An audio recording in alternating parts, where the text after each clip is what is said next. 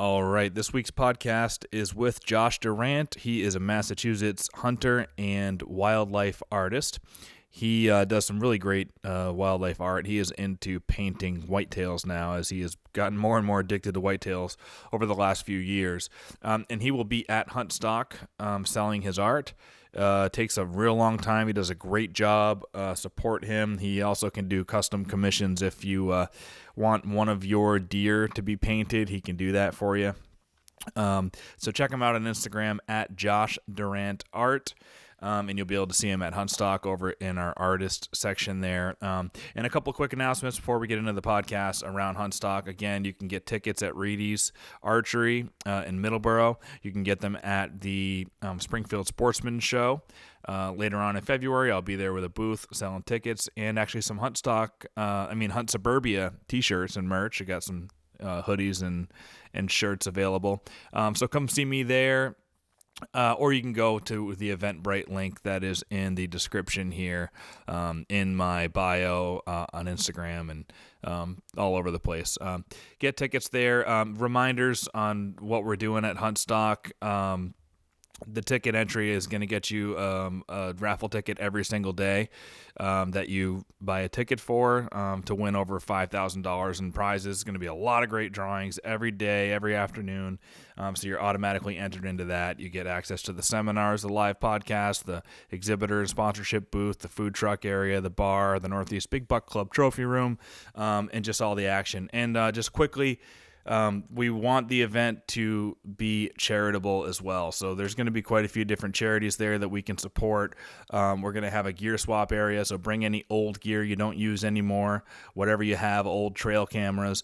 We want to have an awesome section there where anybody can go in and just pick up what they want for free that somebody is not using anymore. So you got kids that you want to outfit in some apparel and some camo, or you want to get started up on, using trail cams and maybe you can't afford it, or maybe you just need a little bit of help. There's going to be a big gear swap area there. So I encourage anybody who's coming to Huntstock, bring old stuff you don't use and give back to the hunting community. There's also going to be conservation groups there that we all want to advance their agendas forward and help build the sport of hunting. So anyways, that's it. Let's get into this podcast with Josh Durant. All right, another episode of the Hunt Suburbia podcast, and we've got Josh Durant here. As you can see, he's a wildlife artist. Got some of his stuff on display. Coming to Huntstock as well. Yep, right? I'll be there. Super excited. Like when I was envisioning Huntstock, I want to have a whole section for wildlife art. Yep. 10 or so different artists, all different kinds of stuff, wood carvings, and I don't know how I came across your page on Instagram, but I love it. As soon as I had heard you had just randomly mentioned having artists at this show, and I was like, oh man, it's because I had started getting full force with my work, and said, maybe I'll contact him, and here we are. And it's perfect too, because like Pat Burns and I have been talking about, it just aligned with like stuff that Pat and I were talking about in terms of like printing miniature mounts and stuff, like 3D printing a mount, like a regular mount, right? But in a miniature version, so you can take it with you. Yeah. And then come to find out, your art kind of is centered around painting a mount, right? So you can paint somebody's deer for them into a mount and a unique, one of a kind piece of art. Yeah, for sure. Yeah. So I thought it was really cool. So excited to have you on Huntstock. You're the first artist officially signed on for it. Excellent. And you're going to be giving away one painting as a door prize at Huntstock. Yep. So that'll be really cool. Yep. I'm actually thinking about donating a pronghorn. I'm not 100% yet, but let's show that. So I think this will probably be the door prize here. This is one I've been hanging on to for a while. I actually painted this a few years ago. That's really beautiful. So I don't know if I'll ever get to hunt pronghorn, but I think they're beautiful animals. So, they just don't look like they belong in the United States, right? Yeah. It's like that. That should be an African animal. Yeah. Those antlers are something else. Yep. Super cool. But awesome. But so before we'll talk about like your art, and you're just getting back into it. I think you've had a little layoff on art for a while, but you're obviously super into deer, right? Yeah. So let's talk about like how did you get into deer hunting, and who taught you? And well, nobody taught me. When I was about 10, My father and my godfather were pretty big into duck hunting. My godfather was a big hunter. Yeah. Never really talked to him about it, never really got into it with him. But I always saw my dad go out duck hunting, and I was like, oh man, that looks really fun. And I was always out in the woods. Yep. So, a few years go by, and I found a recurve in my grandmother's house. It was my father's old recurve, just a little fiberglass bow. I started messing around. And around 13, my father had bought me a compound bow and little, cardboard deer target and all that. And I just fell in love with it. I was shooting every day. It's just something that just really stuck with me. And but my father had a falling out with my godfather, and so they kind of dissipated from the whole hunting scene. Yep. And my dad wasn't really that into it, and so I wanted to go hunting. Like, I really was into it. I asked my dad, and it just never came to fruition. And long story short, you get into teenage years, start skateboarding, distracted. Yeah. Graffiti took hold, and girls and so I sports. Became the city life person, and I just gradually made my way back. And then 2015 is actually when I started seriously getting back into it. My buddy's father had given him an old Darton, and as soon as he had showed me it, all these memories just flooded back, and I'm like, oh man, like, I remember this. Time to get back into it. So I went right up to Bass Pro, bought a bow, and just started shooting. So how old were you then, 2015? Oh, I'd say I was like 32. Yeah. So it was like adult onset hunter, Yep. And I just fell in love with it. So that whole year, it was like the winter of 2014 going into 15, and him and I had scouted like crazy that whole year, and we got set up. I shot my first buck that year, a little 63-inch 8-point, and I like how you scored them. Yeah. That's yeah, great. I was curious. I didn't know anything about it. I try to read everything I can and do all the research and whatever. An 8-point for your first buck is awesome. Yeah. I wasn't looking for anything specific. Yeah. I was just out there to hunt, and that was on Halloween, which later became a very important date for me. Yeah. Because of the activity you see on that date. Yeah. And around it. And so that whole year, I kind of,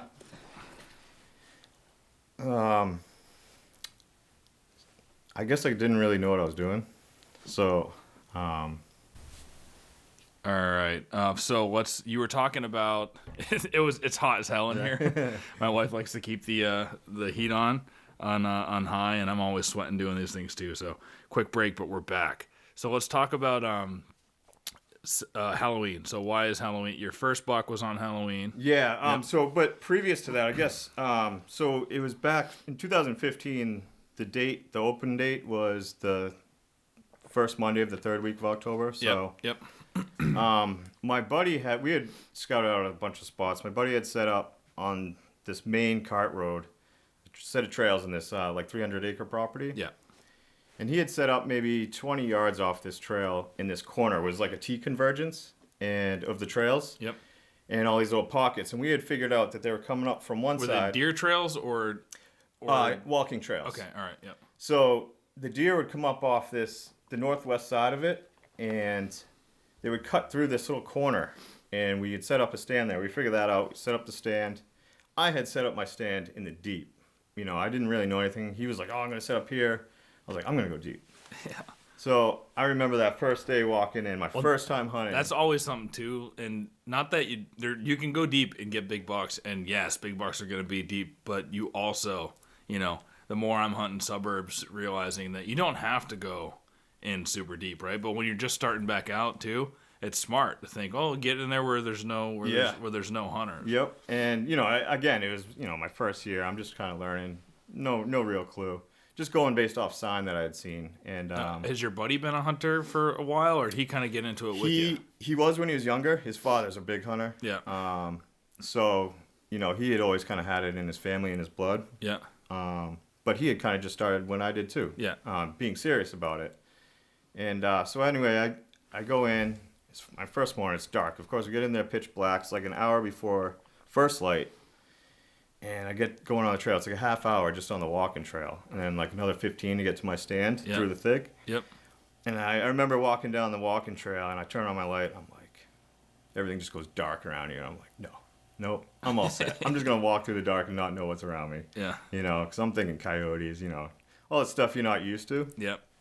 And I finally get in my spot. First slice hits. And one of the biggest does I had seen had just come out. And she's standing there 30 yards. I'm not even ready. Yeah. I'm just like in awe. So I'm watching her. She moseys on. Then she's doing circles. She's running and running. She's just going crazy. I'm like, what the hell is she doing? Yeah. And then a couple other does come in with her, and they had passed through. And the following weekend, I had gone in. Nothing. I didn't shoot anything that day. Following weekend, went in the same spot. The does came in again, but they were behind me. So I'm like, oh man, okay, all right. You know what? I'm gonna pull down. I'm gonna hunt this day. I'm gonna pull down my stand. I'm gonna go scout another spot, just because. I instantly kind of I didn't know mobile hunting was a thing. Yep. But instantly in my head, because I get kind of bored. So I was like, I gotta move. I just want to move. So. I'm gonna guess you're probably a saddle hunter now. I am now. Yeah. Yep. 4 years ago, I got into it. Yep. And before it kind of became a big craze, Yep. I just started to hear about it. And what actually turned me on to that was I go down to Pennsylvania because my wife's family's from down there and everything, and we'd stop at Cabela's. I grabbed a few books. I grabbed John Eberhardt's book. Yeah. And that's how I figured out a saddle. I was like, a saddle? What the hell is this? So I look it up, I'm like, oh, wow, that's pretty intriguing. Because I hadn't really gotten into, the smaller mobile stands and all that and whatever. So that fall, I think it was...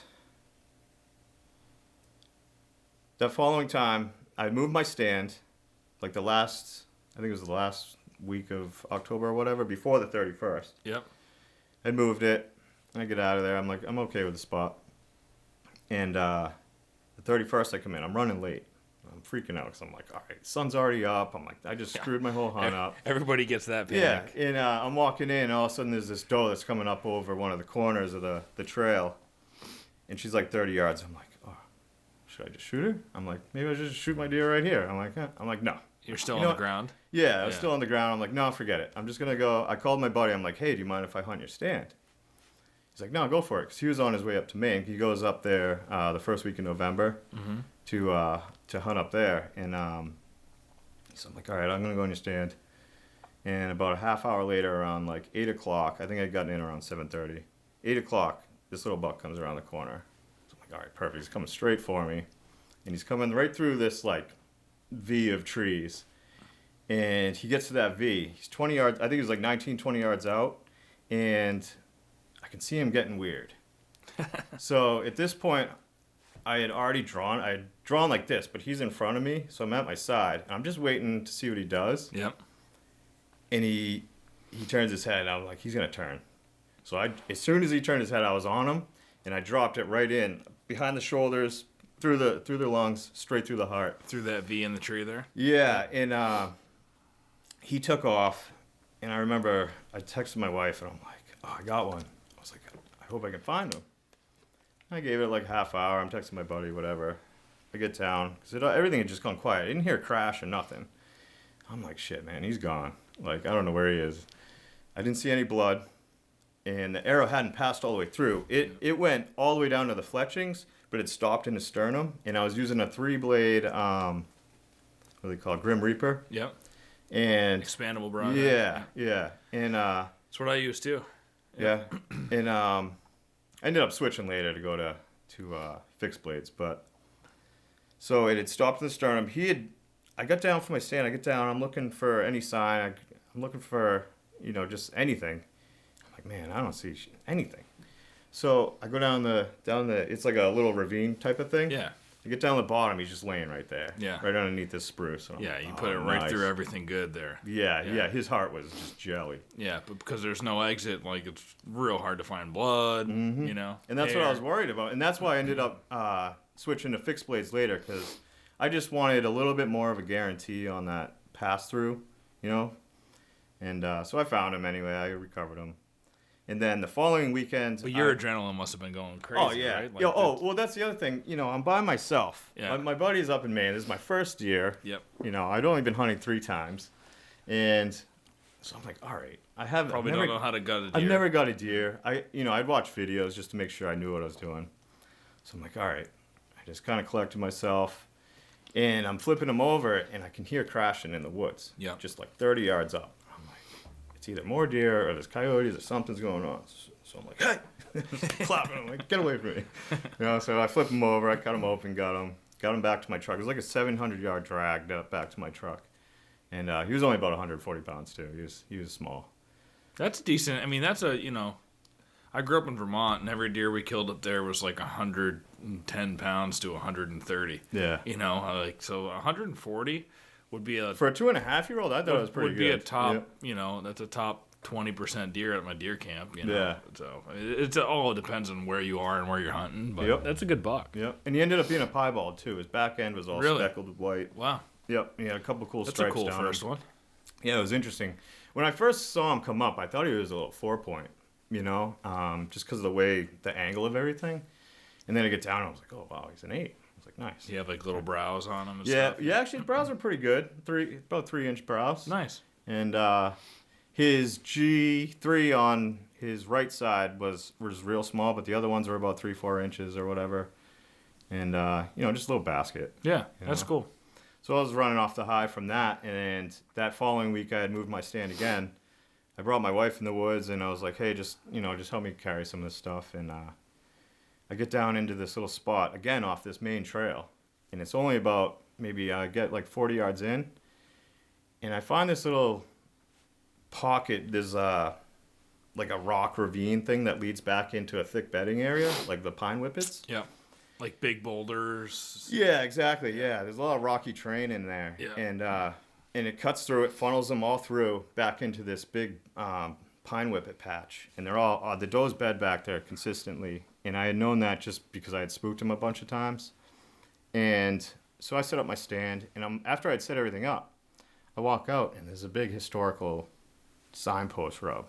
And this thing's just like big basketball size rub, torn all the way down. And I'm like, oh, okay, I didn't even see this coming in here. I was like, maybe this is a great spot.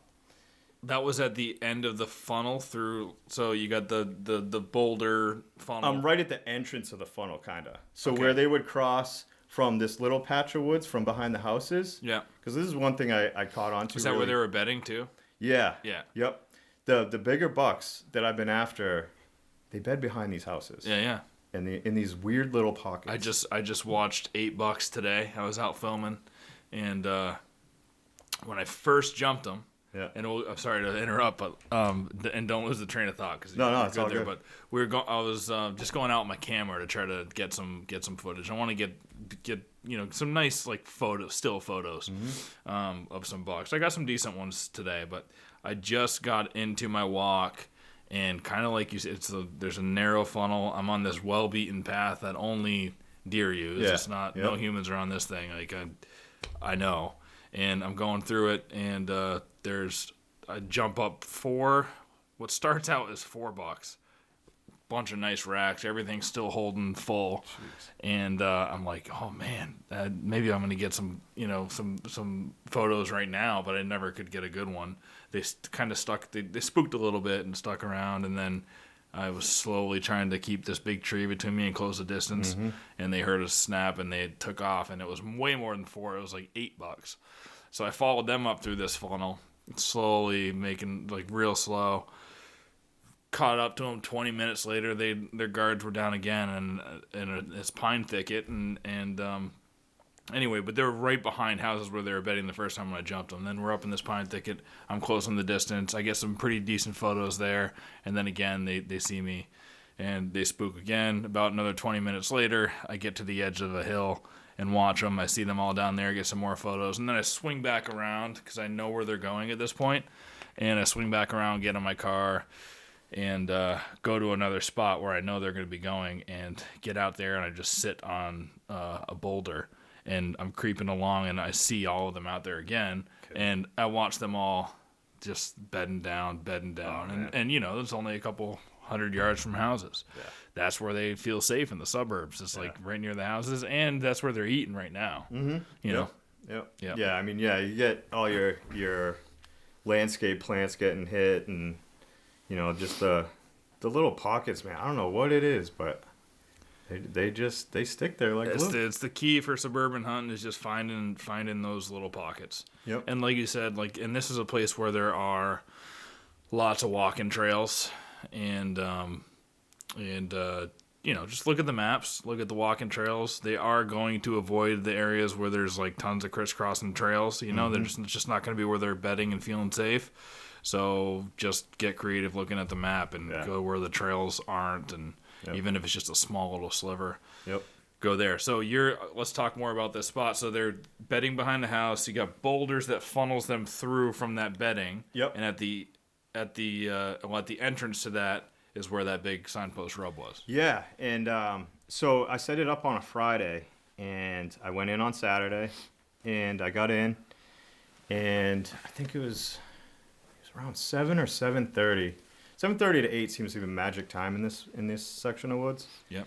And all of a sudden, this thing just comes tearing down, nose to the ground, and he stops, head behind a big pine. And he's 20 yards out. I come to full draw. I got a perfect shot at his chest, just perfect. Well, I release the arrow. What is this buck?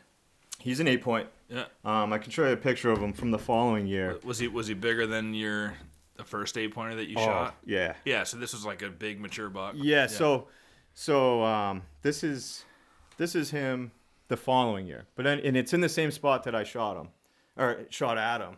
So when I shot, I don't know if they're gonna be able to see that, but he didn't move. He didn't even hear the shot go off, but my arrow had hit a branch that I couldn't see. Yeah. And it kicked off to the right, and it penetrated him in his hindquarters. And he whipped around, and the arrow flew out. I was like, oh my God. I was like, well, maybe I got him in the femoral, right? So I get down, and I'm looking for blood. I get my arrow. I got blood about 4 inches up, some hair. It's not, it's just minimal amount on the arrow. So I'm like, all right, he's probably going to survive. You saw exactly where the arrow hit. Saw exactly. Yeah. Yep. I use lighted nocks too, the nocturnal nocks, so I'm able to follow that pretty well. And I looked for 2 days just to make sure that I didn't hit him lethally, and he survived. I caught him the next year, and man, I played cat and mouse with this thing for 2016. I drove myself crazy with him, and he had a big body on him too. Yeah, that's a beautiful picture. Yep. He's not. He's really nice. Yeah. Yeah. And over the years, he got really wiry. So this is another morning. He had come in. He's hitting that's the signpost rub right there. Yep. Now, I missed it. Were you set your stand up over that signpost rub? Mm-hmm. Well, sort of. I mean, I was off of it a bit. So I want to just think about the strategy and talk about that a little bit, because it's an interesting thing when you have this funnel that the deer go through. Yep. You also know where they're bedding. Yep. So one strategy can be go in the afternoon and go to the other end of the funnel, not where that signpost is, and set up a stand there as long as the wind is coming down the funnel towards you or a crosswind out of there, and set up your stand there so that whatever's bedding in there is going to come through that funnel perfectly for you. Yeah. But that's not what you did? That is not what I did, no. And I didn't really catch on to that until later, because the more I scouted, I started realizing that they were, where that signpost is, they were taking that from the houses, coming through this little triangular patch, which is kind of one of my go-to spots too. And they'll come down over the trail, down into where that signpost is, and through into the bedding. And they were traveling diagonally northwest, and the wind is almost predominantly northwest out of that area. Yeah. West-northwest. But when you get in that pocket, it'll push exactly opposite. So you got to kind of work with your thermals and your wind. And I throw a lot of milkweed to just really kind of study what it's doing in there, because it's never doing what it actually says it's supposed to do. So you kind of throw milkweed every 10 minutes or something? Yeah, or whatever, just to kind of see what's happening. And so then I never actually got close enough to kill that deer.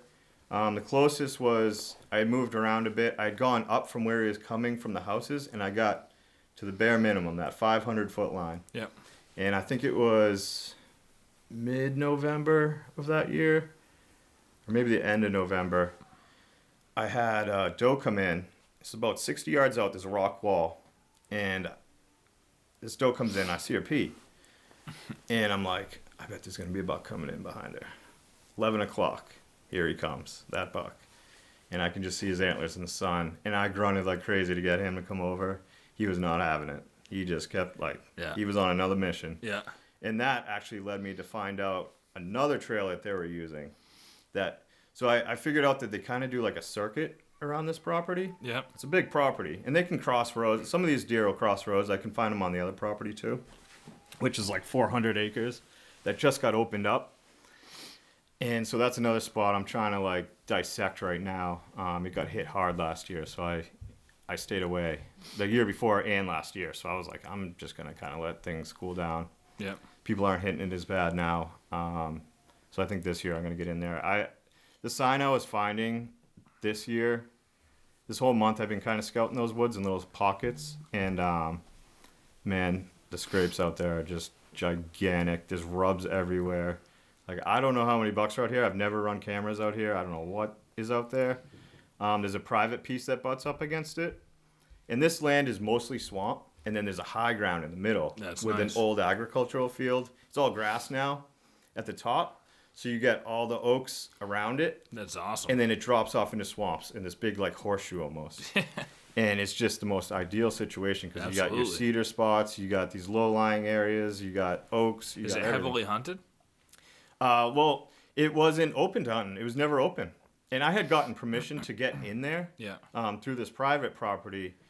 But because I do kind of stretch myself thin with a lot of properties, I never had gotten in there. So now that there's better access and there's trails in there, I can get into some of these deeper pockets a little bit easier. And now it's open to hunting?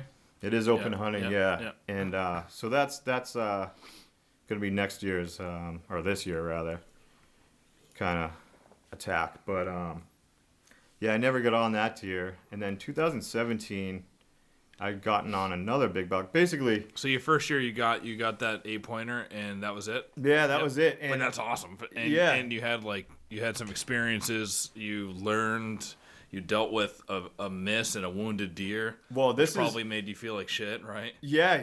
Right? But definitely. You at least experienced that early on. It's all valuable experience. Yeah, and ever since that, so my whole bow hunting career right now has been based off these hard-learned lessons. Yep. So the following year, I was hunting a private property, and I gotten on some big bucks, and he showed up. This one big 8, I'll show you. He was real heavy mass. So this was the only picture I'd gotten him. It was in July, so you can see he's got some potential, you know. Oh yeah. Yep. Never got a picture of him again, right? Yep. So I get in there. I think it was still third week of October. It opened up, and my buddy took work off, and the first opening day, and I saw there was gonna be a cold front the next day, like down to like 30. So I was like, I'm waiting. I'm taking Tuesday off. He's like, all right, I'm going on.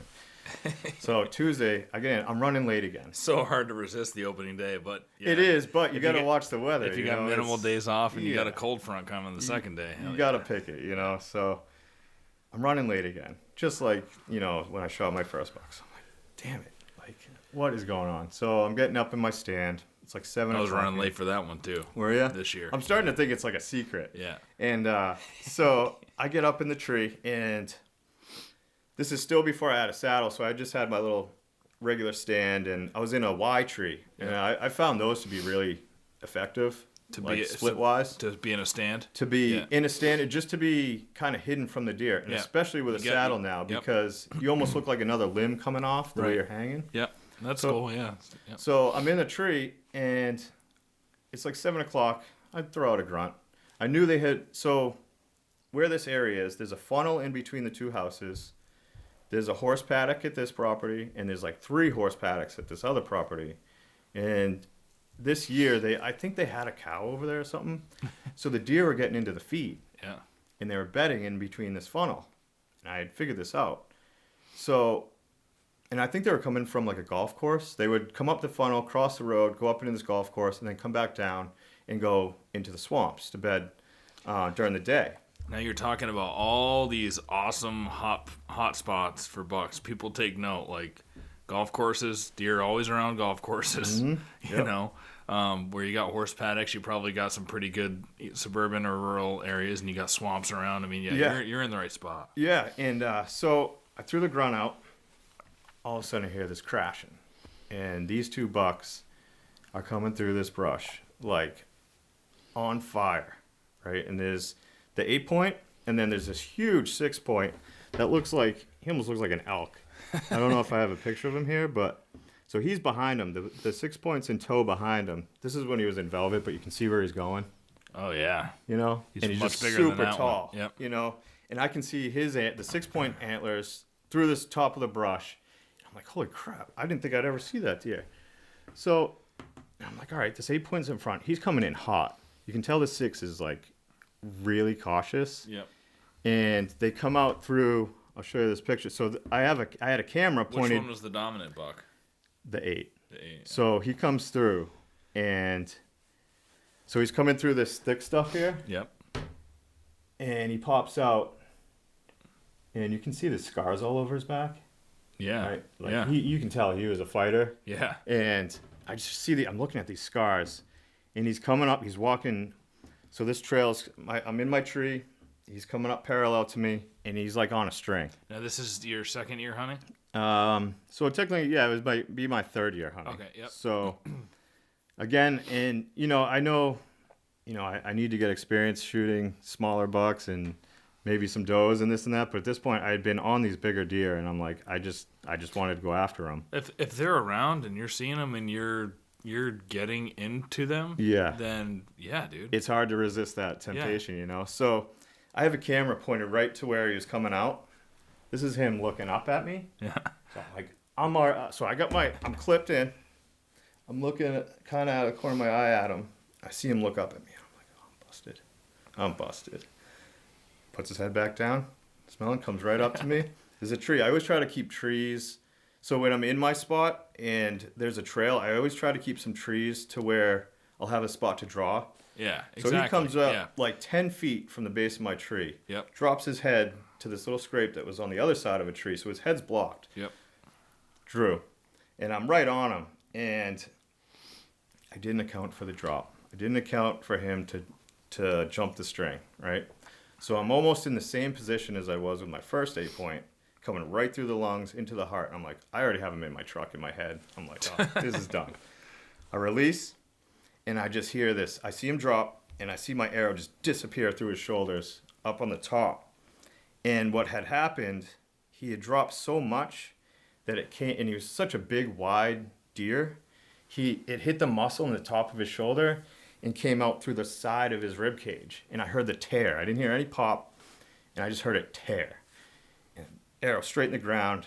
I was using a Magnus Stinger, and 125 grain, and that thing just shoots right through him, straight in the ground.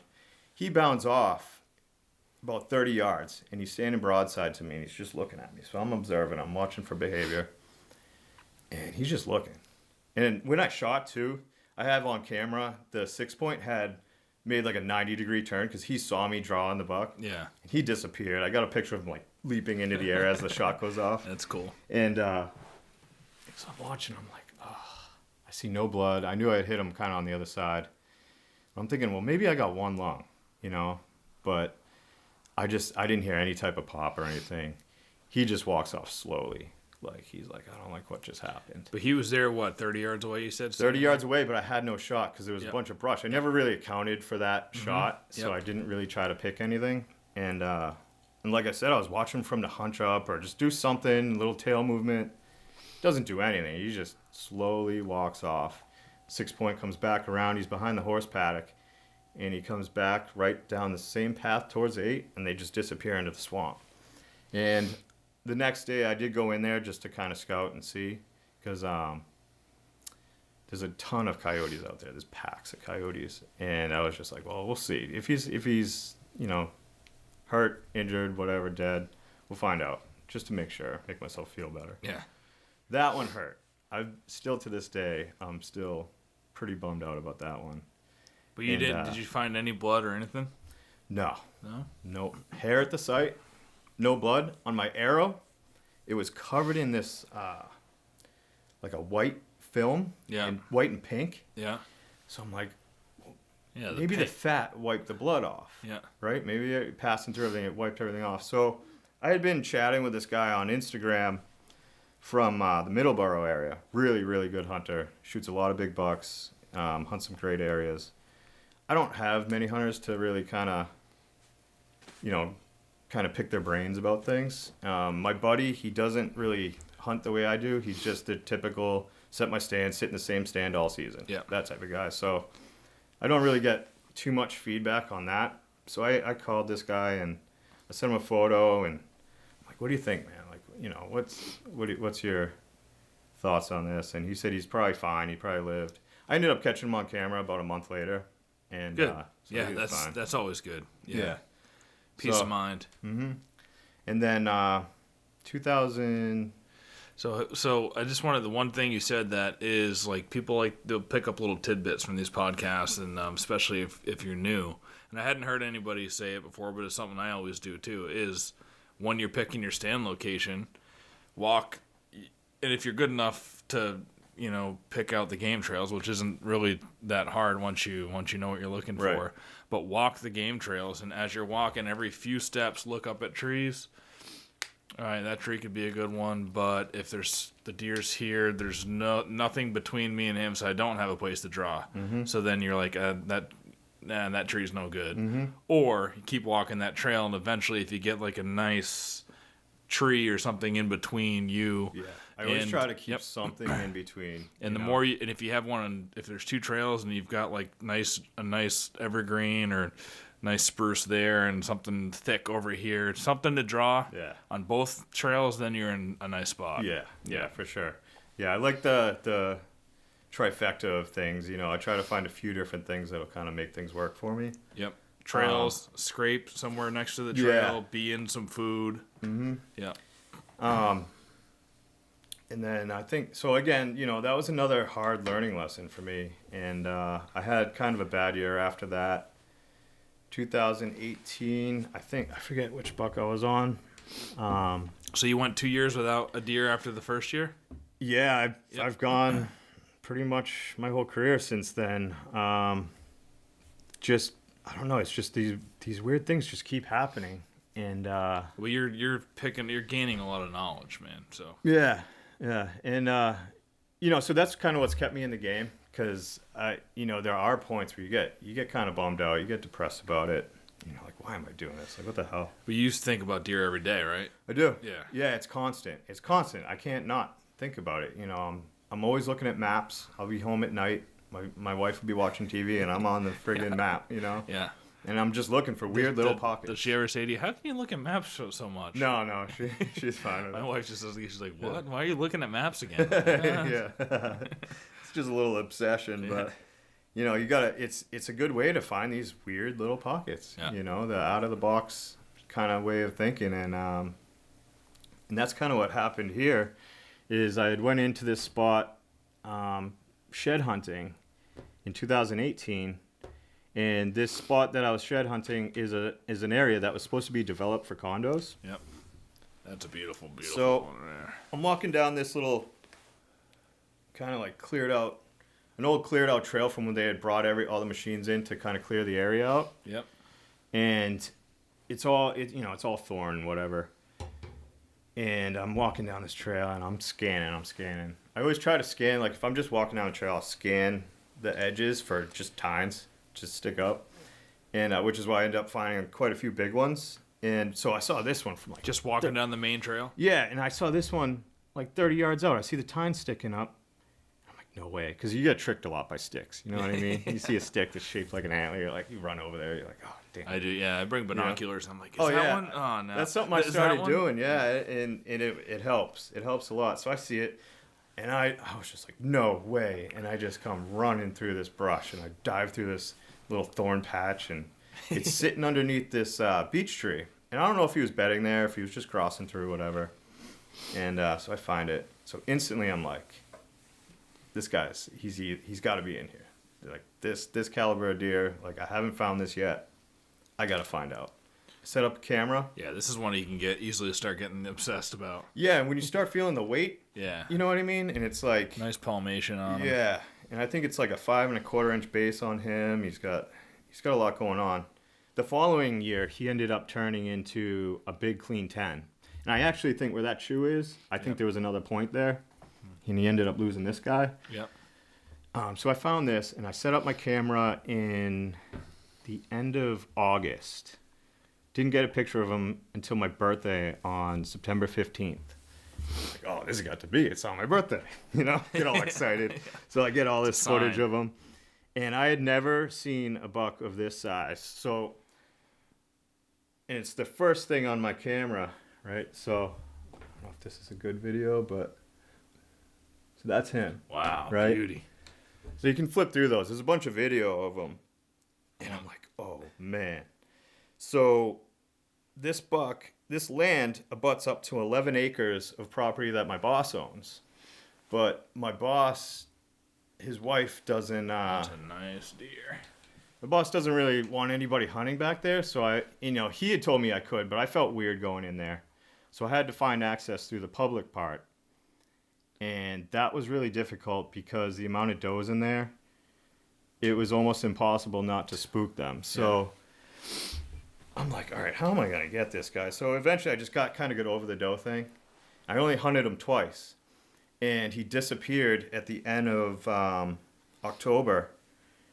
I'm like, all right, whatever. I got to hunt some other woods. Did you ever get any daylight? Of him? No. Yeah, so where he's coming out of, he's coming into that land that's about to be built. It was supposed to be built in 2019, but actually is just being done now. So I had all these years to kind of figure out, like, still go in there. I was able to go in there and hunt. And he's coming out from my boss's property right here, right? There's public land that abuts up next to it, parallel. So is that where he's heading to? That's where he's coming from. He's bedding behind my boss's house, like behind it. Yeah. Like right there. You know, he'd see him in the yard. His wife sees him all the time. So Why didn't you go in there and kill it? Because she doesn't want hunters. Right, she didn't like seeing it. They're like her deer, so. But your boss was like, he didn't care. But and I could have easily driven back there, but I just felt weird about it. Yeah, definitely. Now I'm probably going to get over that. But, so he disappeared at the end of October, so I'm like, all right, I'm going to go to this other property. I'm going to dick around in there. And because there was a really nice wide 10 in there, like just bomb. I got a picture of him. And so I left him alone. And then he showed up again. I think it was November 23rd. He shows up again. So I'm like, all right, I'm going to get in here. And because of work and things like that, I couldn't get in there until like, I think it was the first week of December. Yeah. I was planning on getting in there that Saturday or whatever. And a couple days later, my boss comes in. So this guy had just moved in next to my boss, right? Turns out to be a big hunter. He's a shotgun hunter. Yeah. So he's got to stand out behind my boss's house. I don't even think if my boss knew, right? Because he's coming in from his property and cutting over. And he was cutting over where? From the public, from behind his house, from the public, over onto my boss's. There's like a fine line. I'm pretty sure he was on my boss's land. Yep. How many acres did you say he had? He's got 11. Okay. Yeah. It's like a big, long, narrow strip. That's a good suburban piece. Yeah. And so I'm like, all right, getting ready. I'm thinking about him. My boss comes into work. I'm getting ready to go to my job. He's like, oh, did you see the deer cookie shot? I'm like, oh, no. I'm like, no, don't tell me. He shows me this picture. So I'm like, you got to be kidding me. I'm like, no. He shows me. It's him. There he is right there.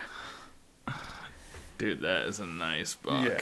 So I'm like, all right, well, good for him. You know, like, it is what it is. Look at that huge brow tine. Yeah. Yeah. You know, and that's another aspect of him. I just became obsessed. Yeah. You know, but because of work. But see, like, his wife couldn't protect that buck. I know. So you should have just been in there hunting anyway. It's just one of those things, you know, and it's. But again, it's your boss. It's a fine line too. Yeah, and it's another learning experience too, you know. It's like maybe I should have found a different way, or just done something. Or next time you could say, look, there's hunters all around. That deer can get killed by anybody. It might as well get killed by somebody. Yeah, and he was showing up all October, and I had him pinpointed where he was coming out. So I knew if I had kind of cut him off somewhere in between, then I maybe had a chance at him, but I never did. And, he got him. So that kind of bummed me out. And so, at this point, I'm into saddle hunting now. I think 2017 is when I got into saddle hunting. And so 2019, I had pretty bad year. Didn't really get on a lot of deer. Didn't see a lot of deer. Saw some does. And I think a lot of that had to do with my indecisiveness of where to go. So when you're new to saddle hunting, it's almost like you can literally get in any tree or whatever. And so I think I was overthinking everything. And I was going to all these spots and just I was too unsure of myself. I guess I've been kind of rattled from the first couple of years of hunting and having these failures. Yeah. But going from having getting a nice first deer and pretty early on, and then going, man, and then having that encounter with that second buck. Yeah. Again, right? And starting to figure things out, and that's what hunting is about, though. Yeah. People can't, you can't get discouraged. Yeah. Because you can, and you probably will get discouraged if that happens to you, and you go through a little drought.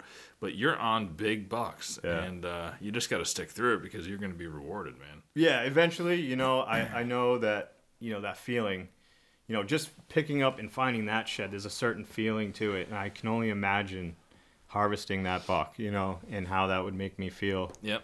So I've continued to just kind of go after these bigger deer, knowing that I'm possibly kind of screwing my confidence. So have you been passing on smaller bucks? I've been passing a ton. Yeah. I'm getting shit from my buddy. I'm getting shit from everybody, and I'm like, no. So meanwhile, all these seasons that you're not getting deer, you could have. You just, for sure. You just decided to pass on bucks. Yep. And 2019, I didn't really care. I didn't set out any cameras this year. I wanted to focus strictly on... In 2019 you didn't? Yeah. So no cameras this year. And I focused a little bit harder on trying to find scrapes and studying scrapes, why they're using them, because I really didn't know too much. I hadn't really thought about it much. I knew it was a big aspect of it, but I hadn't sought it out like I was this year. And so I was doing almost more scouting this year than I was hunting. I was more observing and whatnot. So that, and then meanwhile, I'm also hunting behind my house. I've got 3.5 acres, and then my neighbor has 9.5. And he's given me permission to hunt back there. And there's more woods, but it's owned by this other guy who's kind of... Yeah. He's kind of rude, to put it plain. Yeah. But, so I stay away from there. I hunt this little pocket, but it's perfect. It's got this... So my backyard, it's or my woods, it's really low ground, so there's a high water table. So you get these vernal pools, these pockets of, briar and whatnot. And it comes up to this little oak patch. Yep. And then it drops back down into this huge swath of greenbrier. That's where all the does bed. And I had this tree up on the top of the highest point overlooking this whole bedding area. And so I'd been kind of eyeing this since I moved into the house at 2018. But the trees in the oaks up there, right? Mm-hmm. Yeah, a lot of kind of perfect for an evening sit. Mm-hmm. A lot of oaks, and it's just this high ridge that they would just come up and cut through. And reminds me of one spot that I have that I love. I didn't hunt it much this year for some reason because I was on another deer. But last year I hunted it a ton, and I got that 9-pointer there, and it's similar, like a little rise. Surrounded by swamp pretty much. Yep. Little finger going out, and it's all oaks, that finger. So, they're bedding in the swamp most of the time. And like clockwork, almost every night, they would emerge from one area of the swamp. I had a good vantage point all around. Yep. I love that spot, man. It's just so fun to be sitting there and knowing anything can pop out of that swamp. That's what you need. You need that. To feed on the oaks. Yeah. So, I'd been watching them. I'd set up cameras immediately. It looked bucky, or it looked deery, really. There really wasn't too much buck sign that back there. I had found a 55-inch shed behind my house. Not the year I'd moved in. I think it was actually 2020. The the winter of 2020. Yep. And I had been walking back there in the rain, and I happened to see these two little tips of tines, maybe about an inch out of the ground. And I go running over. I was like, no way! I pull this thing out of there. I thought it was a double. I thought it was a set, because most of my antlers I find have broken off brows. Yeah, that's crazy. Both of these do. And... yeah, it's like 90% of my antlers I find have these broken brows, and so the brow was on this one. It's about 4 inches tall. So there's points all over the place, and it's really long main beam. So I'm like, oh, it's a set. And I pull it up. I'm like, oh no, there's just one huge shed. So I'm like, okay, they got some potential back there, because I've been watching all these smaller bucks, right? I had about 3 back there, about 2.5, and then 1 spike. And so I've been watching them. They've been growing. Nobody's killed them. There's one 8-point about to be a 9. He's got a little start of a 9th point, and then I've got a 10 that's about to be 11. And they're both 3.5 years old this year, I'm guessing.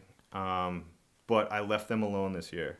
But what I did do was set up my cameras. So I finally, now the 3rd year in of being at my house, I think I finally pinpointed where they are, because I have all this daytime footage of these deer coming through this one specific trail to the doe bedding area. And it's consistent.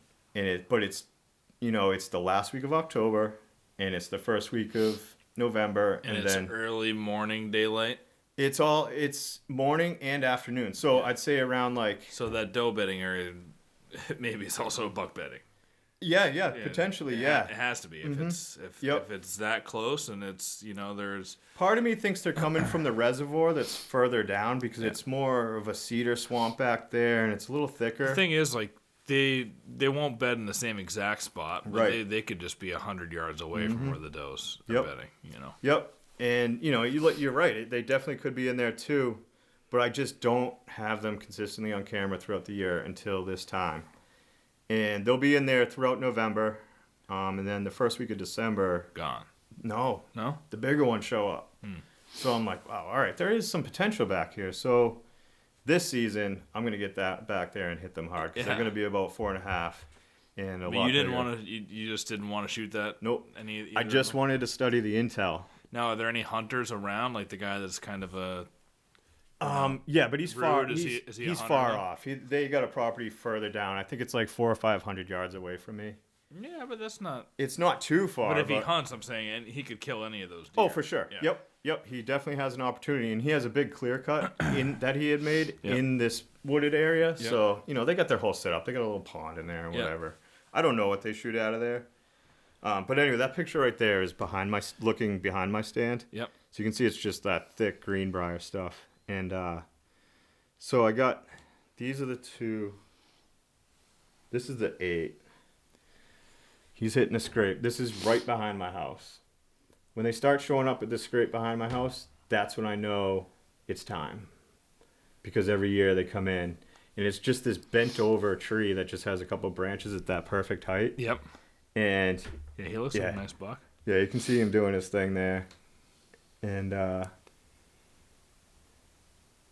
so these guys, I'm definitely going to try and get there this season. Have you you showed me a lot of pictures earlier. Do you have some cameras on picture mode, some on video? I run all video. Yeah, I do all video now too. Reason being is you pick up on their behavior, and you pick up on their direction of travel. And you can also pick up, I've noticed, a lot in the background shit that you wouldn't recognize in a picture. But you go through video mode. It's a little trick, probably most people will do this, but you just click the little the cursor that moves as it plays and slide it. Slide it faster than it plays, but look in the background and see if you see any movement. Perfect example of that. And then you zoom in, you go, oh shit, and then you can see some nice bucks back there sometimes. Yeah. That's exactly. I got an example of that right here. Yeah. So you do that same thing. So I screenshot this. Yeah. Little guy coming in. Yeah. I don't know if you. Yeah. That's the big 8 that I shot in 2017. Yeah. And then behind him is that big 6. Oh yeah, see. Yeah. So you got to look through that stuff and see what's going on there. But yeah, the amount of intel you can get from video is just, it's just amazing. Last year I found the only set of sheds I've ever found. And some people forgive me because I've told this on a few podcasts, but I had a nice camera location that was set up on 2 scrapes. I like if you can ever get a camera pointing at 2 scrapes, obviously it's better than pointing at 1. Yeah. Right? And those are money spots. Yeah. Or a scrape and a rub in the same, anytime you can get 2 things or 3 things in the same thing, right? Yep. Scrape, rub, plus there's a trail intersection. Mm-hmm. Boom. Money spot for a camera. Yeah. So that's one of these spots. And they come in there all year hitting the scrape. I had a lot of bucks on it and on video mode. And this is February at this point, and I have my camera. I went and checked it like February 6th or something, and on February 6th, after I checked my camera, there's 3 bucks fighting right in front of it, down over the hill a little bit. So it's like they weren't right there; they were down over the hill, but 3 bucks, like 2 bucks going at it, and one kind of circling, and then he'd come in and waiting to get in. Yeah, he'd come in and like give a couple jabs and. And all I'm thinking is like, dude, it's freaking late. It's already February. I was like, hopefully one of these bucks, I'll click the next video and he's going to pick his head up rackless. And that's what happened. Yeah. They fought and they knocked him right off right there. Yeah. And I knew it. I was like, well, I'm going to go down there and they're going to be right there. It's going to be the easiest sheds I've ever found. And they were right there. And I use those in my rattling horns now. They're awesome. That's pretty sweet. Yeah. Just something you pick up on video too. Yeah. You might not pick that up on picture mode. Yeah, and I have a video of this buck coming out of one of these swamp areas. So a lot of times, this shed right here. How many sheds do you find? Quite a few sheds. It just seems like you do. Yeah, so I've been hunting since 2015, searching for sheds basically the same amount of time, and I've got close to 20 maybe. Yeah, that's good. And most of them, so for the first couple years, even though I was on the bigger bucks, I wasn't able to find their sheds. I still hadn't really fine-tuned that yet. And then in the past couple years, I've just been finding nothing but big sheds. And it's just been a change of where I'm looking, Where you look, what's different? What did you change? So I started going back to thinking okay, go back to these weird spots and just kind of, there's one area that I hunt. There's these signpost rubs from this giant buck. I don't have pictures of him. I've heard he's a 13, but that was 2 years ago. And from the sign that I'm seeing, from where he's coming from, in the other woods across the street, it's just, if it's him, this sign is just unreal. Yeah. It's just huge. Everything's just big. And so I started honing in on just these little funnels from, say, a parking lot, or, I'd find... the signpost rub, and I'd just kind of figure out which kind of direction he was traveling, and I'd walk those trails, and that's where I'd find him. And then another great place to find sheds is where you have thick swamps that come out into an open oak flat or something. They'll come out. So I have a lot of video of bucks coming out of these pockets, and they'll shake off like a dog. And this guy right here. Yeah, that's an interesting tidbit. Yeah. I just happened to, I was at that private property with the horses, and I was like, yeah, I'm going to go check back there. It was February 28th.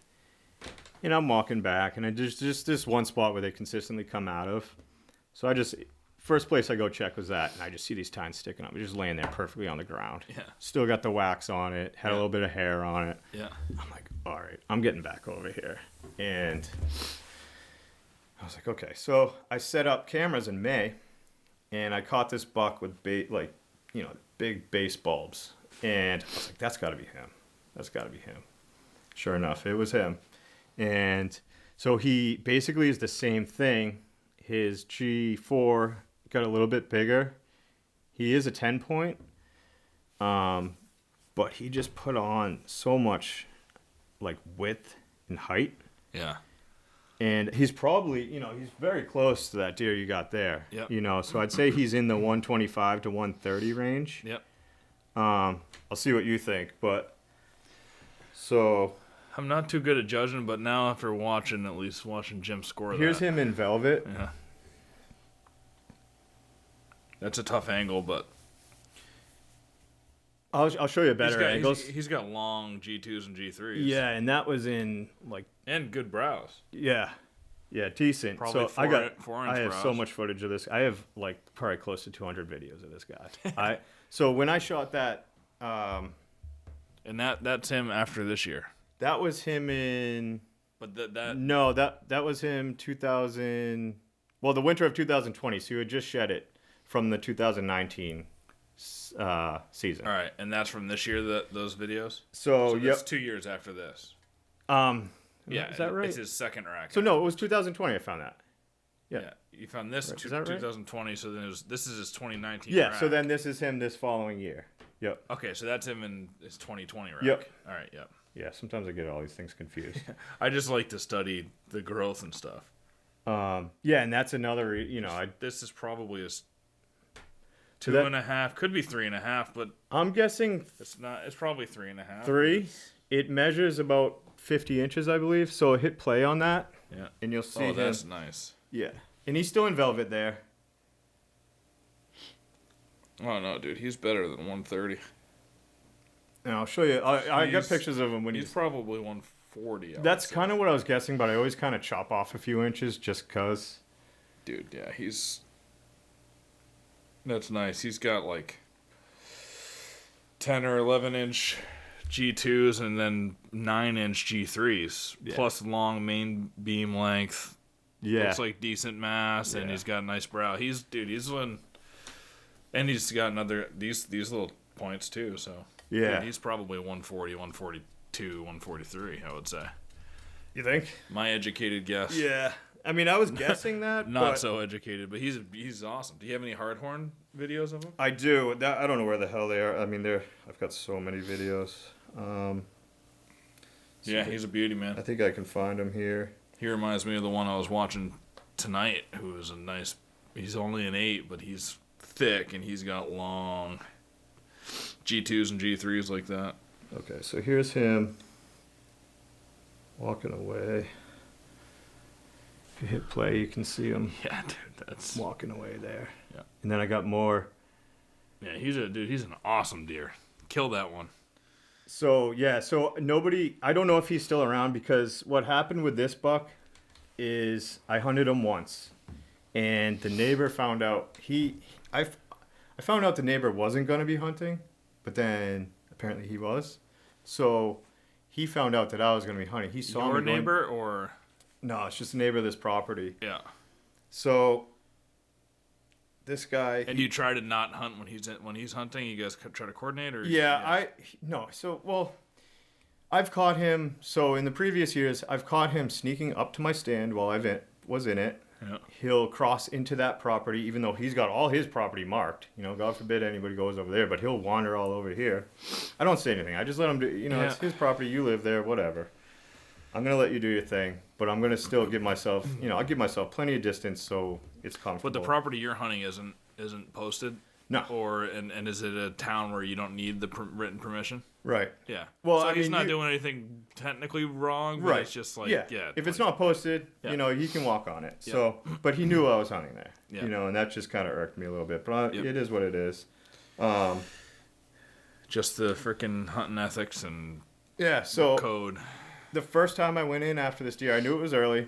Wasn't really expecting much. I just wanted to go in there and observe. And I went in late. I think I got in there at 9. I didn't want to get in there in the morning because these deer have been, the bucks, the 6-point that was with them, there was a 10-point, and they're all 100 inches plus. I don't know what the 6-point is. I'll show you a picture of him. He's huge, but I don't know what he scores. So they were all in there. And I knew that they'd come in through this funnel around when I would want to be coming into my stand. So I was like, I'm going to give them the morning. I'm going to sneak in there and try and catch them later on. And because they'd come back in to feed at night. Well, this guy saw me. He must have saw me. He must have been working out in the paddocks or something, and he saw me coming down the driveway back out into the woods. And I could be wrong, but half hour later, he's out in his shooting range. And he's shooting for 3 hours straight. 3 hours. I'm like, there's no way he's just out there plinking. Like, he's just trying to piss me off. So finally, I just get out of my stand. I'm like, I'm out of here, So a couple weeks, I go back to check the property. This guy had taken his skid steer and thrashed this whole funnel and just completely opened it up. I don't know what he was doing. I don't know. He's still on his property, but it's like right on the line. I don't know if he was doing it on purpose or if what, but all of a sudden he cleared out this huge area, completely messed up the travel, and because I stopped getting pictures completely, 100% nothing showing up, and I'm looking over. He's got his blind in there. You know, he's right on the property edge, cleared out this huge area for God knows what, and so I gave up. I'm like, I'm all set. This is done. And I gave up on hunting that deer. I'm going to see if he's still alive. I'm going to look for sheds probably in about another month.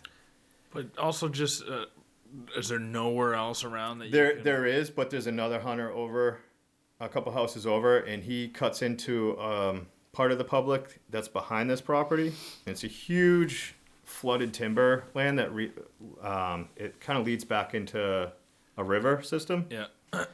So I didn't know where he was hunting. I didn't want to push back there. This other guy's got his gun range pointed this way, so I don't want to go back there. Really. Yeah. You know, this year I might get a little more aggressive this year. Because if he's still alive, you got to kill that. You got to kill that buck, dude. Yeah. If he's still alive, he's gonna be huge this year. He's gonna be 160s maybe. Yeah.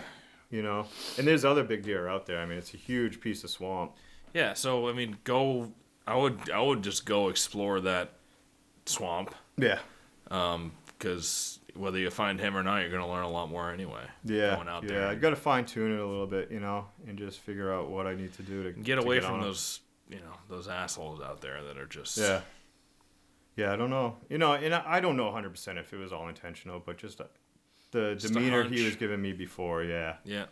You know. So, and this season was pretty unsuccessful for me. I fell into kind of a confidence loss type of thing. Well, you were mentioned earlier that you were overthinking a little bit. Something you find yourself overthinking. I was doing that a lot in 2019. Like just overthinking every scenario. Like you start to study deer, like you are, and you have been, and then you can drive yourself nuts overthinking. So just simplify it. Like when I was saying earlier that.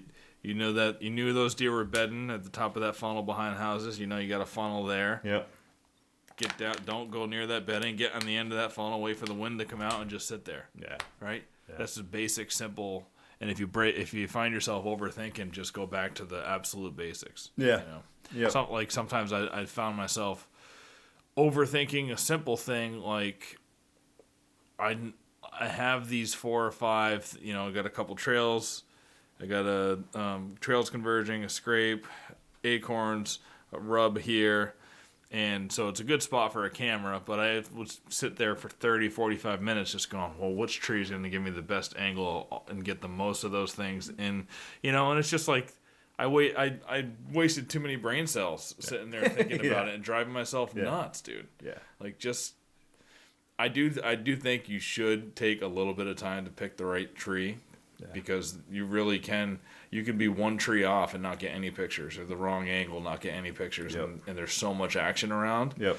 But if you do take a little bit of time to study all that and pick a tree with the right angle, fine. But I remember distinctly one day just completely overthinking.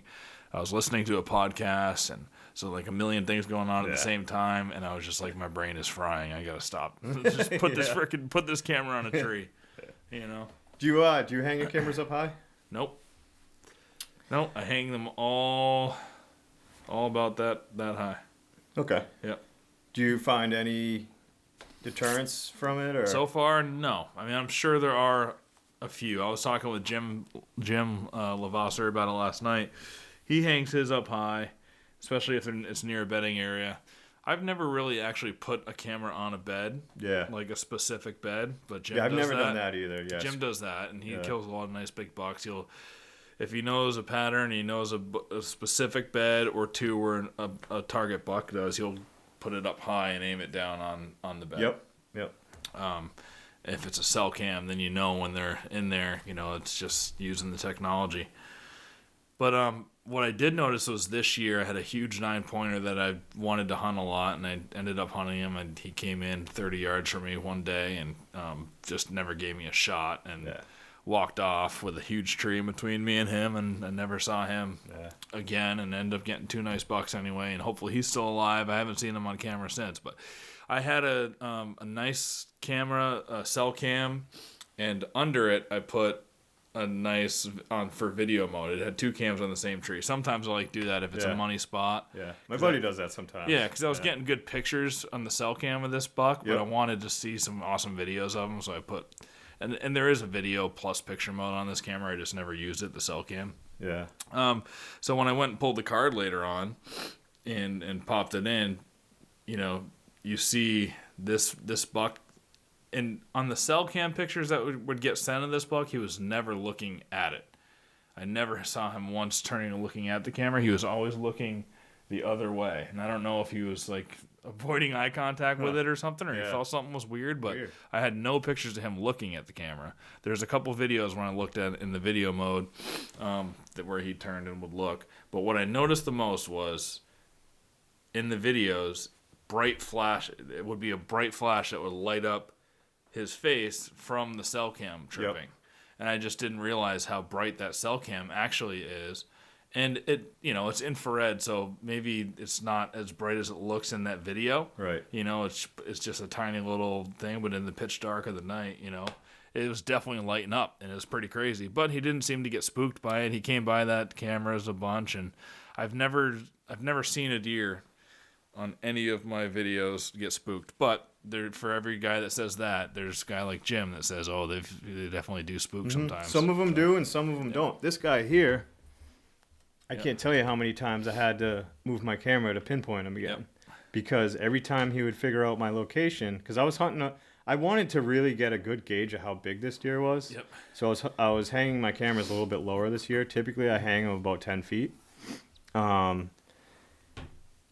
One, to deter theft, and 2, just because I find that they just don't pick up on it. I just don't like the angles. That's the problem. I don't like the way it looks from up, and I like getting pictures at head level. Yeah, and like we were saying before, when you see things in the background, you're not catching that. And that's true and too. sometimes you're not sure, like when you're angling it down, you're not even sure if you're capturing exactly where you want to be. So you got to check your card. Exactly. You know. But this guy, man, every time he saw that camera, he would switch up his path. And there's only so many ways he can take, but he would get creative. And I would kind of figure him out. Yeah. And every time I'd get right back on him. But he would see that camera and disappear. So I started keeping him up higher.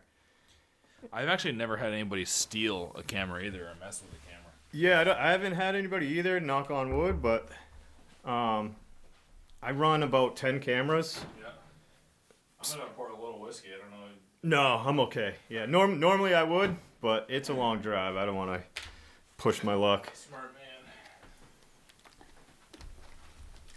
But yeah, they're they all got their own little personalities. There's another reason why I enjoy painting them, because I do portraits of these deer because it's almost like a portrait of a human. You're capturing these personalities and qualities, and I just love how unique every deer is. Yeah, there's always deer is completely unique. Yep, and they got their own story. Some have survived some crazy stuff. Some never see anybody, and it's like I was talking with my buddy Scotland, who's been on the podcast a lot, and his mom does a lot of, she paints a lot now. She's retired, and she's always painted, but now she's painting a lot. Yeah, and she's actually painting a scene with one of with my bucks from this year, because she was just bored, so she's doing that. And I was talking with Evan about it. He loves fishing, and we were talking about how his mom has painted a few fish. She's never done whitetail before. Yeah. But she told him, she's like, if I start liking whitetail, she's like, because I told her, come to Huntstock. We want to have a whole art section. She's like, if I start liking painting whitetail, which she is going to, because it's so fun, isn't it? Yeah. It's because of how unique they are. So we got into this whole debate about, he was like, yeah, but it's nice to paint fish. And I'm like, well, it kind of, but with a fish, there's only so many poses they can get into. Mm-hmm. It's like every fish looks pretty similar. Okay, maybe they've got a few different dots on the face, right? But the shape is generally the same. But with antlers, every single one is different. Mm-hmm. There's so many awesome poses to paint a freaking whitetail in. Yep. Dude, there's so many of them. Yep. Just in a scrape, you got 10 or 15 Yeah, you different can have awesome them up poses. in the branch. You can have them digging. You can, I love when their eyes close Yeah. and stuff like that, Yeah. you know, and they're rubbing their orbital. Like, that's such an awesome pose. Yeah. And I was loving Pat's videos he was sending me because he's got that couple videos of that Aren't buck those in the awesome? scrape, man, and he's just such a beautiful deer, man. He's just something else. Yeah. And I just noticed he had a double throat patch, too. yeah, Something you don't see too often. insane. around here. Yeah. That deer is awesome in so many ways. Yeah. Yeah, so let's talk about your art. So did you paint when you were younger a lot, so and then you went on a break, or? Yep. So as far back as I can remember, back to like maybe 6 years old, I was obsessed with drawing sharks, hawks, the whole 9 yards. I was always out in the woods, so I was big on wildlife. Yep. And so it's always kind of been in my blood to be an artist or a creator of some sort. Yeah. And when I was 18, I was in the city. A lot of my friends were going to art school, and I did not. I'm self-taught. Yep. But I surrounded myself. I always make sure to surround myself with people that are better than me to push me and to force me to kind of learn a little faster. That's good in anything that you do. Yeah, for sure. It's huge. And so that drove me to just get better at painting, kind of develop a career.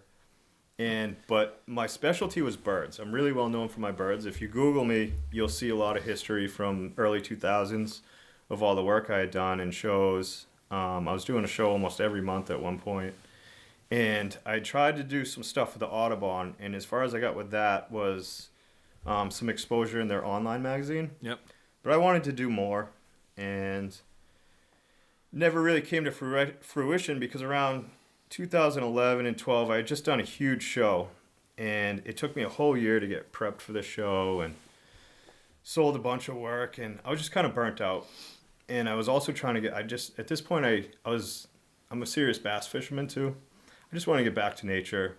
So I got out of the city. I moved to Quincy. So now I'm at this like midpoint, right? We want to get out of nature, so I moved to Quincy. Yeah, so it's kind of like transition, I get to Quincy. Well, at least there's, some ocean in Quincy, and Blue Hills ain't too far. And my buddy lives on the South Shore, so he would come pick me up. We go fishing every weekend. Yeah. And, I slowly start getting back into my roots, my childhood roots. And I had stopped painting, really. I had done it once in a while. Like, I have those paintings throughout the period of years that I wasn't painting. But just to keep myself sharp, I'm always drawing. I'm always scribbling. But recently, within the past, I'd say year or two, I started really feeling depressed about, like, I'm not doing what I'm supposed to be doing. Yeah, something just fell off. Yeah, and this is really huge for me. So I'm like, okay, let me think back. Let me get back to my roots here. What am I obsessed with? I don't want to do the birds anymore because I don't click with it like I do with hunting now and deer. Plus, it's like when you're an artist, like evolving is into something else is like just kind of part of being an artist. For sure. And this is kind of where it's come out to right now. I love that. That's not finished, by the way, right? Right. Yeah. Yep. So we're getting there. Right now, my boss was kind enough to give me January and February off. Yep. Typically, we work throughout the winter. I'm a stonemason, so, we work as long as we can. But he gave me this next 2 months off to get this work done. And I've been trying to paint every single day, get stuff ready for the show. So it's literally that fresh. Yeah. Yeah, you just got back into it. Mm-hmm. Yep. So, and I've been going full force. Eventually, I'd like to get back to full-time art, part-time job. But it's just not where I'm at right now. And I think, Huntstock coming up, this is a perfect opportunity. It's right, it fits the genre of the artwork. And it could be a door opening that, could be really beneficial to what I'm trying to go for with my artwork right now. So yeah, I'm curious to see what happens, Yep.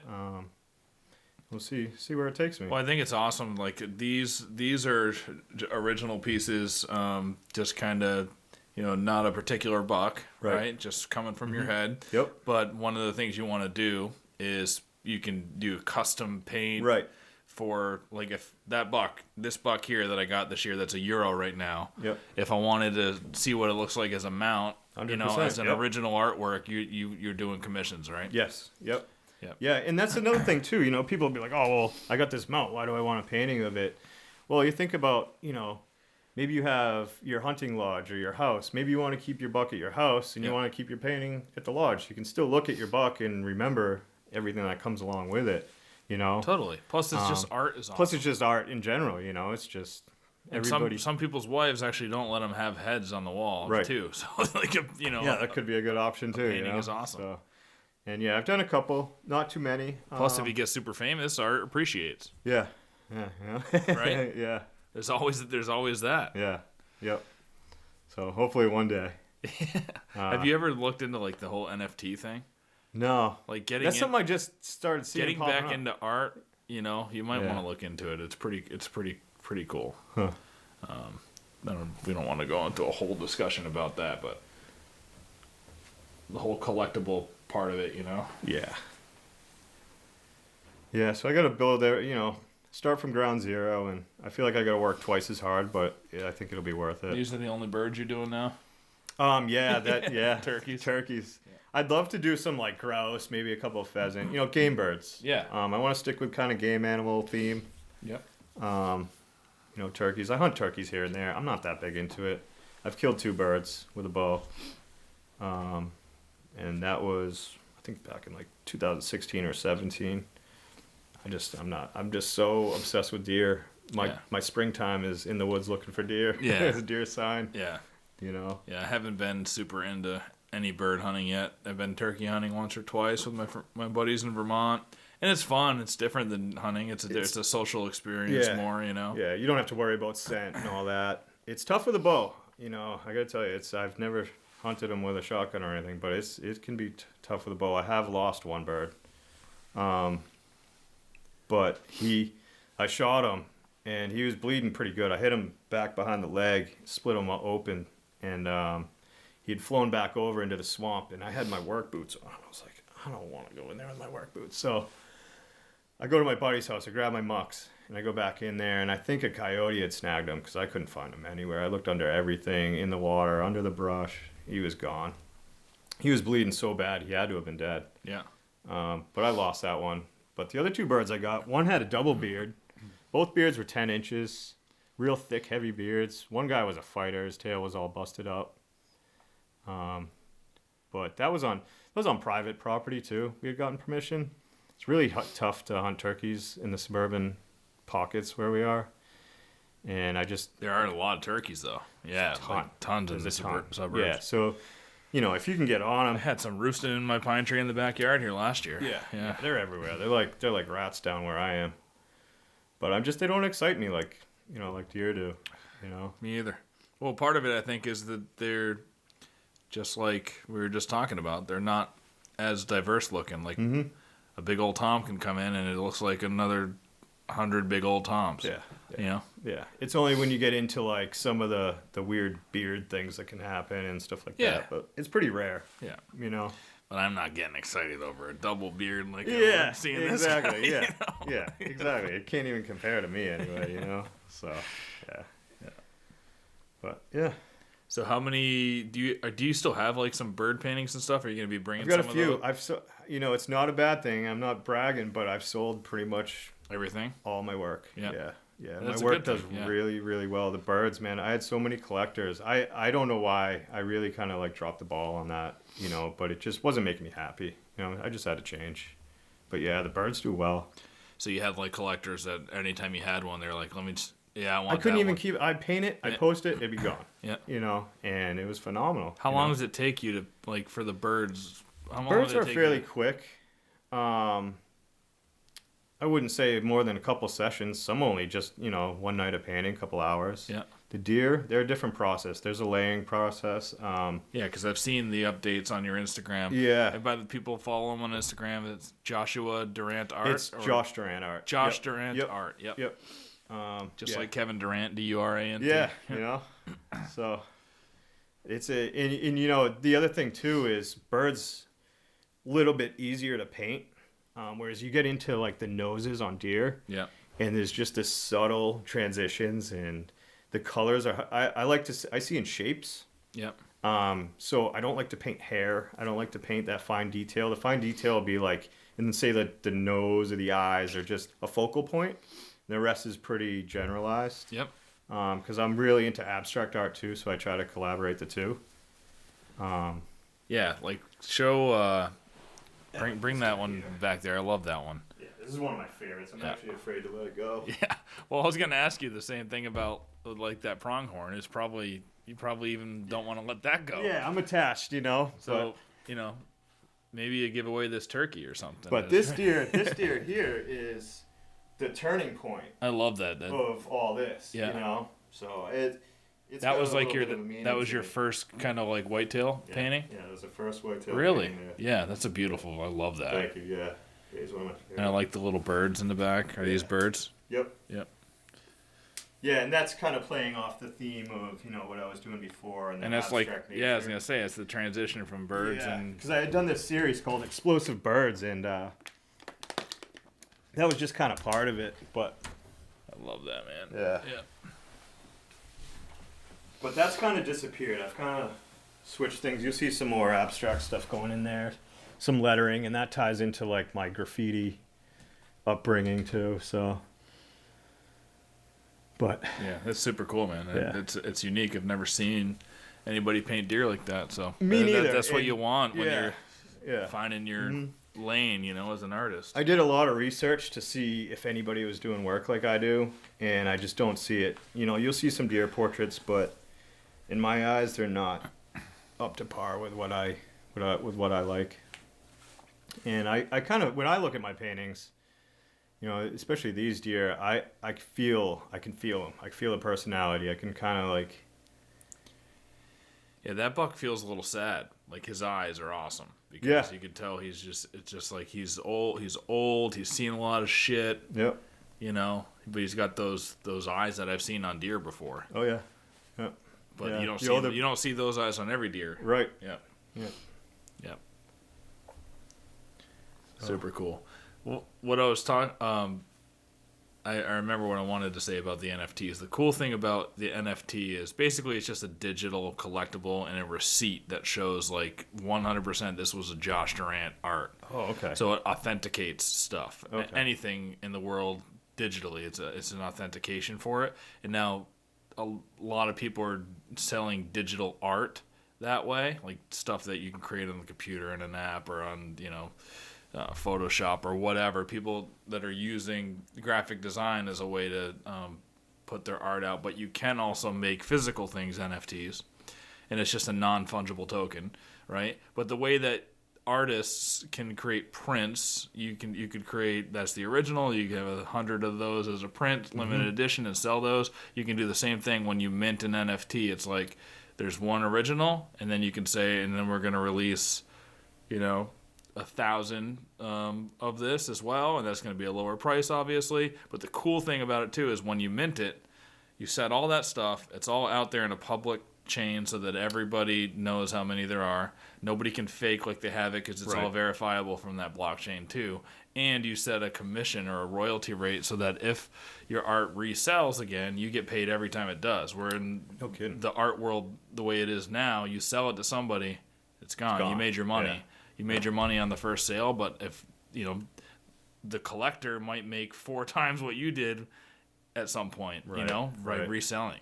But in the NFT world, you make money every single time that piece trades, which is cool. And I didn't know it's kind of changing the way like artists are looking at stuff now. It's a huge movement. So just like do a little research on it. I have to, cool. yeah. The technology movement, just in the past couple of years, has just been insane. And that's what all the artists are, switching over all this stuff, and I'm still kind of in the cave. Have you heard of Beeple? No. You got to look up Beeple. So Beeple is a digital artist. He's kind of like what spawned this NFT boom, because he's been doing a piece of digital art that he starts and finishes in the same day for 14 years every day. So every single day he starts one, he finishes it before the day is over, and he publishes it. And he's been doing it for 14 years, so there's this giant book. and it's like really crazy abstract digital stuff. And since you love abstract, I think you would. Yeah. It's really cool. Some of it's 3D, where like you can put on the VR goggles and like enter the painting and shit. It's like crazy stuff. But most of them is just like a digital, abstract painting of something. And he made, I think, like $200 million or something in his first year doing, like, actually putting them out as NFTs. He's like super fucking rich now. Jeez. And he just explains it all on a Joe Rogan podcast, and it's a pretty good one to go listen to. Huh, yeah, I'll have to check that out. But yeah, I mean, his art's awesome. It's pretty insane. Yeah, I think eventually I'll definitely get some prints made of these. Yeah, that's what I was going to ask you. Something I never did with my birds. I really wish I did, because there's so many that I sold the originals right away, and I just didn't even have time to like look at them really. Yeah. And I'm like, man, all right. I guess we should announce that you're doing a custom one for Pat Burns that's going to be on display of the electric buck. Yeah. And just with your abstract mind and electric buck and like the way you've seen that rack, it's going to be freaking awesome when it comes out. I'm trying to compile. You should make some prints of that. 2 images, 2 angles of them in that one painting, and definitely going to make some prints of that. Yeah, talk to Pat about it, and that would be awesome. Because I would buy one of those too. Yeah, I'm really excited to see where that goes. Like I said, I just got the photos from them, and so I've been doing little thumbnail sketches. Yep. Trying to figure out the composition that I want. But I'm thinking one of the images will have that buck up in the scrape, with his eyes closed, nose playing around, and the other one's going to be this back angle of him, because there's just so much character in that rack that you can't capture it in one image. Yeah. And it's just like I want to kind of show both angles. Yeah. So I think that'll be pretty cool. Did you ever hear the story about how he called it the electric buck? I did, yeah. I listened to that podcast on it. Yeah. He's an interesting person too. He actually thinks a lot like I do about things. It's the creative brain, dude. You're a creative. Yeah. But in what ways? Oh, in how he hunts, or how he thinks about hunting, his approaches. Yep. I think there was one podcast that he had done earlier with you where he was talking about shed hunting, and a lot of similarities into what I'm noticing and where I find them, how I find them. But yeah, just it's kind of good for me to hear. Like, I just got into podcasts I think a year ago. Yeah. And because I don't have any other hunters that I really talk to, so to kind of like, so you know how you'll be theorizing and studying and trying to think why, when, where, what, I don't have anybody to bounce those ideas off of. So when I'm listening to all these people talk, it either confirms for me or, kind of leads me down another road that I never even thought about. Yep. So it's been really helpful to listen to all these other guys talk. 100%. And like you said earlier, like surrounding yourself with people that are better than you. That's all I've been doing on this podcast. Yeah. And that's making me a better hunter. Yeah. And that's what I've been searching out recently. So. But you like go to Bowsite. I don't know if you've ever been on Bowsite. Yeah, I was never big on the forums and stuff. Yeah. It's pretty good though. I'll check them out. There's been a couple of times I'll Google something and one of the forums will come out about people. That's how I found out about really studying thermals and wind. Dan Infalt, pretty well known now. I'm trying to get Dan Infalt to hunt stock, by the way. Yeah. He's hard to get in touch with, but there's a few guys I talk to that like text with him and stuff. Yeah. I mean, that would be, I would love to get him there. He's a wealth of knowledge, man. People just love that dude. The guy's dude. unbelievable. Yeah. So I personally tried to absorb as much as possible from what I heard listening to him. Yep. So he's kind of been pivotal in my approach to hunting. But while you're painting too, you can listen to podcasts. I don't know what your process is, but sometimes I'll have your podcast on, and while I'm painting, I'm thinking about deer. I'm like, like going through all these things in my head. So now it's kind of like a nice break from my brain. Yeah, I can listen to that in the background, and then just kind of focus on my work. Yep. So yeah, it's been cool. Awesome. Well, dude, this has been great. It's awesome meeting you. Yeah, I appreciate it. Can't wait to see what you do at Huntstock, and I can't wait to see you're gonna probably do a bunch more whitetail stuff before then, right? Yeah, you'll see. How long does it take you to do like? So, I try to do a couple paintings at a time. I work on like 2 to 3 paintings at a time. So like this one, that one, and that one. Yep. And it's a layering process. Yeah. So it might take me. You gotta wait for shit to dry. Yeah, and I don't paint in oils anymore. I paint in acrylic, so it dries a lot faster, and it's just less toxic. But it'll take quite a few sessions. Some, like I said, some come really quick. That one there I've been working on since the beginning of January. Yep. I love the detail on his rack. And he's just about done, so yeah. I've got about maybe 30 hours invested in that, so. But yeah, they're getting there. Yep. Cool, dude. Well, thanks a lot for coming, man. Yeah, I appreciate it. Definitely appreciate it. Josh Durant Art on Instagram. That's right. Do you have a YouTube? I don't. No, I don't have any other type nothing? of. All right. So if people want to do a commission piece, just DM me on Instagram. Yep, that's right. Sweet. Yep. Cool, man.